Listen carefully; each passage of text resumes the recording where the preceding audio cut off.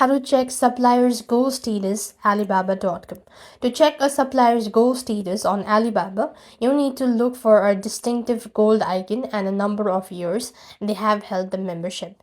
Now, the status indicate they have paid for a minimum membership, which requires a verified profession or a process by a third party.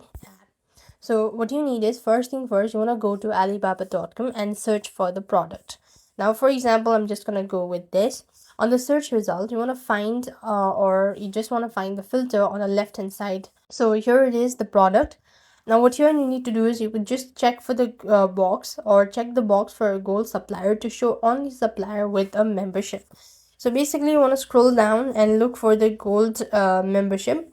So you could actually go with the profile initials as well.